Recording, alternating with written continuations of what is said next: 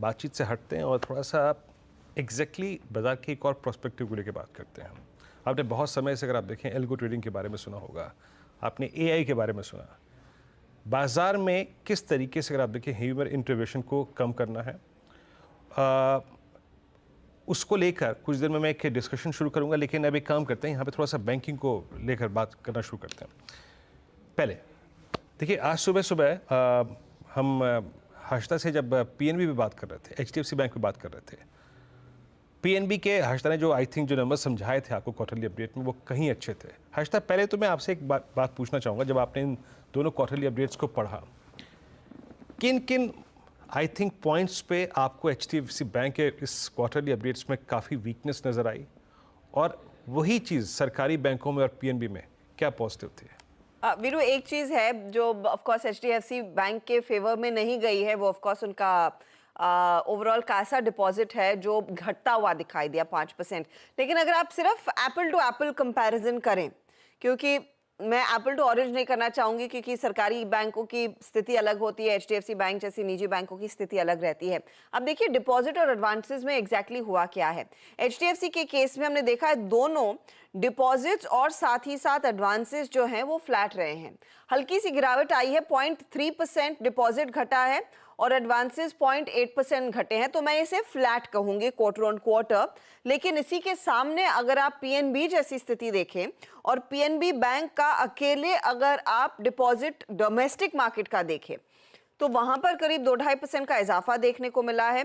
Advances भी 5% बढ़ते हुए दिखाई दिए हैं। अब ये एबरेशन क्यों है वो ऑफ कोर्स हमारे जानकार ज्यादा बेहतर समझा पाएंगे, लेकिन ये एक बड़ा स्टार्क डिफरेंस था। और दूसरी तरफ हमने एक चीज नोटिस की है, जो कासा डिपॉजिट है वो एचडीएफसी के केस में घटा, और उसी को लेकर सबसे ज्यादा चिंता उभर कर आई है। इनफैक्ट करंट अकाउंट में गिरावट देखने को मिली है, और एचडीएफसी के लिए जो है ना, ये सेविंग्स बैंक डिपॉजिट्स भी घटते हुए दिखाई दिए हैं। अब एक रिपोर्ट में पढ़ रही थी, वो कह रही थी कि शायद ये इलेक्शन पीरियड के चलते हुआ होगा, बट एग्जैक्टली ये नंबर्स को लेकर क्या चिंता करनी चाहिए या नहीं, आज का ये जो 4.5% का नुकसान आया है वो कितना सीरियस है, उस सब पर बात करने के लिए हमारे साथ ज्ञानदा जुड़ रही हैं, जो इस पूरे सेक्टर को काफी क्लोजली ट्रैक भी करती हैं एक्सिस सिक्योरिटीज के लिए। ज्ञानदा, स्वागत है आपका सीएनबीसी आवाज पर। ये जो वीरू ने सवाल पूछा था कि एचडीएफसी बैंक और पीएनबी में क्या बड़ा डिफरेंस है, क्या ये सोचना सही होगा कि शायद निजी बैंकों के लिए थोड़ा सा प्रेशर रह सकता है कंपेयर टू पीएसयू बैंक्स, क्योंकि पीएसयू बैंक्स में Q4 में स्टेबिलिटी थी और उम्मीद ये थी कि ये स्टेबिलिटी कंटिन्यू होगी, वो शायद एचडीएफसी बैंक के Q1 अपडेट में नहीं दिख रहा है। जी, हाय, गुड आफ्टरनून। सो एचडीएफसी बैंक ने जो अपने Q1 का प्रोविजनल अपडेट दिया था, वो मतलब ऑन द डिपॉजिट फ्रंट काफी डिसअपॉइंट हुआ है, क्योंकि ग्रोथ फ्लैटिश है versus a very strong growth जो बैंक ने Q4 में दी थी। अभी यहाँ कासा Q1 देखे तो Q1 इज जनरली भी थोड़ा सॉफ्ट रहता है ग्रोथ अगर देखे तो। एचडीएफसी का पॉइंट इज कि वहां पे उन्होंने कासा में they have lost share. Also अगर दूसरे बैंकों के हम देखें जहाँ पे प्रोविजनल अपडेट दिए हैं, आप फेडरल देखें जहाँ पे उन्होंने काफी हेल्दी डिपॉजिट ग्रोथ की है, एचडीएफसी बैंक ने थोड़ा market share in terms of deposit शायद लूज कर सकते हैं ये क्वार्टर में। यहाँ पे डिसअपॉइंटमेंट इसलिए है क्योंकि एक तो वर्सेस एक्सपेक्टेशंस डिपॉजिट ग्रोथ थोड़ा कम आया है, और ये मार्जिन्स पे भी वे कर सकता है फॉर एचडीएफसी बैंक इस क्वार्टर में। सो हम पकड़ के चल रहे थे कि मार्जिन में स्टेबल रहेंगे या फिर हल्का सा इंप्रूवमेंट दिख सकता है, जो हमने Q4 में भी देखा था।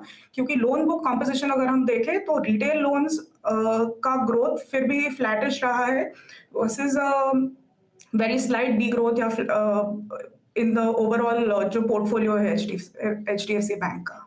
पर ये स्थिति सिर्फ एचडीएफसी बैंक के लिए सीमित नहीं है। अगर आप आरबीएल का भी देखें, जो आप डिपॉजिट की बात कर रहे थे, आरबीएल के केस में भी क्वार्टर ऑन क्वार्टर डिपॉजिट्स 2% घटे हैं।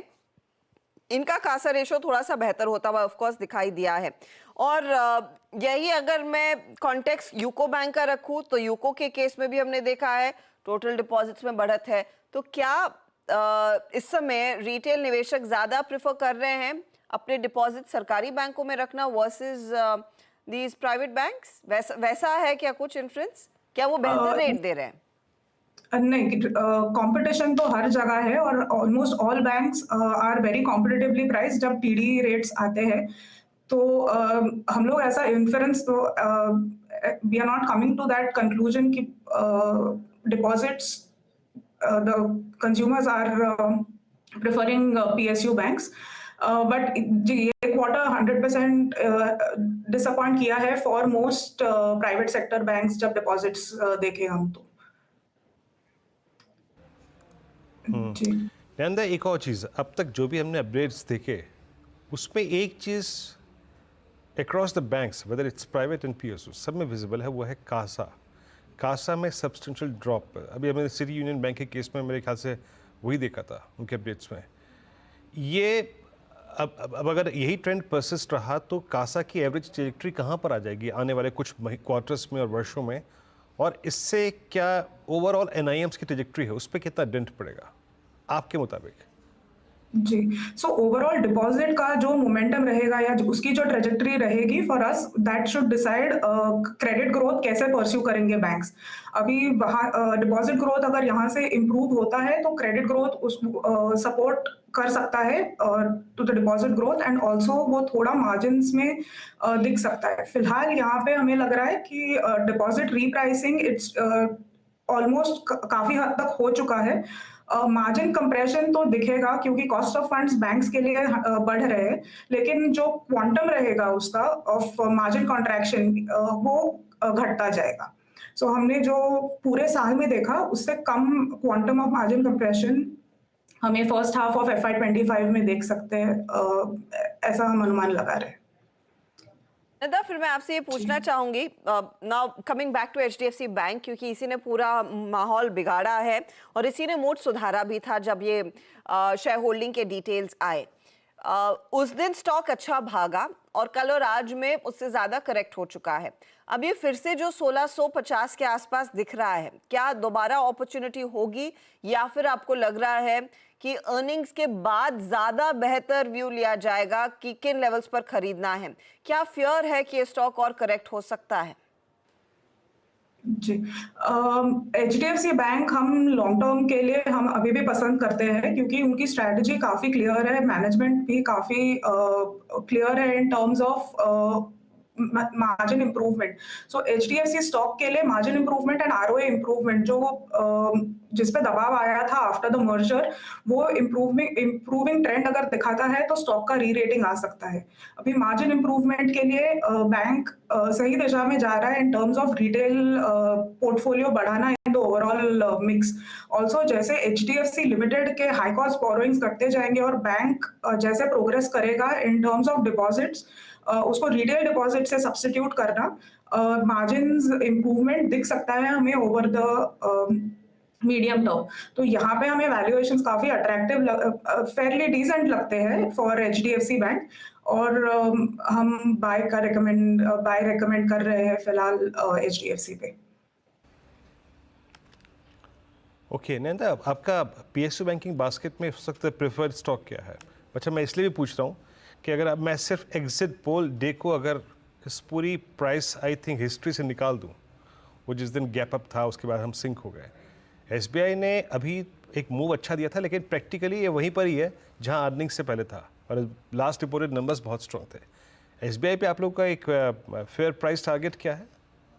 हमारा SBI पे बाय है और हमारा टारगेट 1010 है।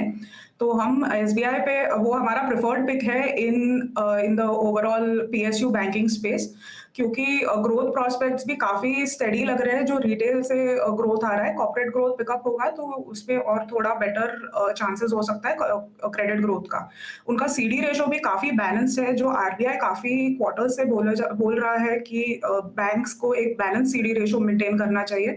तो SBI उस मामले में भी काफ़ी बेटर प्लेस्ड है versus many of the other private banks.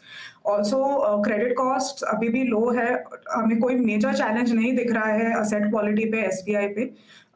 तो बैंक का जो ROA ट्रेजेक्टरी है 1 to 1.1% का, वो आगे जाके भी मेंटेन हो सकता है। ऑल्सो अगर निम्स की बात करें SBI के लिए, हमें नहीं लग रहा है कि बहुत कंप्रेशन आ सकता है यहाँ से फॉर एसबीआई। मार्जिनल वो सारे बैंक्स में दिखेगा। एसबीआई रिलेटिवली बेटर प्लेस्ड है टू मेंटेन स्टेडी मार्जिन्स जो हमने FY24 में देखे थे उस हिसाब से। जी। अच्छा, एक प्रश्न और आपसे लूँगा मैं यहाँ पे नायदा, कि एक स्टॉक है federal bank, mid cap banking में। मेरे ख्याल से पूरी बैंकिंग में, एंटायर बैंकिंग यूनिवर्स में सबसे स्ट्रॉन्गेस्ट काउंटर इस वक्त 186.40 एट ऑल टाइम हाई। यहाँ क्या पॉजिटिव्स हैं? क्या आई थिंक वो जो इनका जो सब्सटेंशियल रेवेन्यू आता है, इनका सब्सटेंशियल बिजनेस जो आता है गोल्ड फाइनेंसिंग से, क्या ये उसका इम्पैक्ट है जो कि हमने मुथूट और मन्नापुरम के केस में भी देखा? और फेडरल बैंक पे क्या इस प्राइस पे प्रॉफिट्स को कैश में कन्वर्ट करें या फिर कुछ ऊपर के टारगेट्स हैं आपके? जी, हम फेडरल बैंक पे भी काफ़ी पॉजिटिव है। ग्रोथ तो वहाँ पे चले ही जा रहा है। उनका फ़ोकस बहुत क्लियर है कि वो हायर यील्डिंग सेगमेंट्स में जाना चाहते हैं, लेकिन विद अ कॉशियस अप्रोच कि वहाँ से एसेट क्वालिटी पे कोई मेजर कंसर्न ना आए। तो यहाँ से मार्जिन इम्प्रूवमेंट दिखता है, जबकि ये हाई यील्डिंग जो प्रोडक्ट्स है, उसका share in the overall portfolio जैसे उसके लिए बढ़ेगा। उसका क्रेडिट कॉस्ट, फेडरल बैंक के क्रेडिट कॉस्ट्स भी काफ़ी मैनेजेबल लेवल्स पे है, और फेडरल में भी हमें कोई मेजर एसेट क्वालिटी कंसर्न फिलहाल नहीं दिख रहा है। तो क्रेडिट कॉस्ट गाइडेंस या फिर क्रेडिट कॉस्ट जो ट्रेजेक्टरी रहेगा ओवर द मीडियम टर्म, वो भी काफ़ी बिनाइन रह सकता है। स्टॉक का वैल्यूएशन भी हमें सस्ता लगता है और काफ़ी अट्रैक्टिव वैल्यूएशन पे चलता है, डिस्पाइट जो शार्प रन अप देखा है हमने पिछले कुछ महीनों में। उसमें एक मॉनिटरेबल है फॉर फेडरल बैंक इज़ यहाँ से जो एमडी सीईओ आएंगे, जो अनसर्टेनिटी है अभी उसको लेकर, वो एक हमारा की मॉनिटरेबल है फेडरल बैंक। लेकिन हमें अभी भी पसंद है उसका आरओए डिलीवरी, यहाँ से 1.3% का तो बना रहेगा। एंड अगर ओपेक्स यहाँ से कम होता है या फिर मार्जिन इम्प्रूवमेंट एक्सपेक्टेशन से बेटर होता है, तो हम आरओए में इम्प्रूवमेंट भी देख सकते हैं। तो वो यहाँ से और अपसाइड दिखा सकता है फेडरल बैंक, ऐसा हम मान लगा के चल रहे हैं। ज्ञानिदा, एक फाइनल क्वेश्चन फिर से निजी बैंकों में एचडीएफसी को लेकर थोड़ा सा रिस्क है, बट ऑफ कोर्स होप भी है कि अगस्त में वो एमएससीआई एडिशन होगा तो पैसिव फंड फ्लो आएगा। लेकिन इस सबके बीच आईसीआईसीआई बैंक में रेजिलियंस बनी हुई है। आज देखिए निफ्टी बैंक जहां पर 600 पॉइंट टूटा है, ये शांत है, यहाँ पर क्रैक्स नहीं आए, इट्स माइल्डली डाउन 4 रुपए। तो क्या ये बेहतर ट्रेड रहेगा अप टू रिजल्ट्स एटलीस्ट? जी, सो आईसीआईसीआई एक बहुत ही कंसिस्टेंट आउट परफॉर्मर रहा है। अगर हम पूरे प्राइवेट पैक को देखें तो ग्रोथ पे देखें या फिर मार्जिन्स काफ़ी अच्छे मेंटेन किए हैं। डिपॉजिट ग्रोथ या फिर सीडी रेशो भी बैंक का काफ़ी हेल्दी रहा है, and we don't see concerns ICICI पे, और वो हमारा प्रेफर्ड पिक रहता है in the private banking space. Gyanada, बहुत बहुत शुक्रिया हमारे लिए समय निकाल कर अपनी राय देने के लिए। तो ऑफकोर्स आईसीआईसीआई बैंक एक प्रेफर्ड ट्रेड रहा है। आज एचडीएफसी बैंक भले ही क्रैक्स दिखा रहा हो, लेकिन गिरावट में खरीदारी का मौका है। थोड़ी सी चिंता ऑफकोर्स बनी है उस Q1 अपडेट के बाद, लेकिन लेट्स सी कि Q1 के नतीजों में फाइनली क्या कमेंट्री आती है और क्या आउटलुक कंपनी देती है आने वाले बाकी FY25 के लिए, बाकी 3 तिमाहियों के लिए। चलिए, मार्केट का एक्शन अब आपकी स्क्रीन पर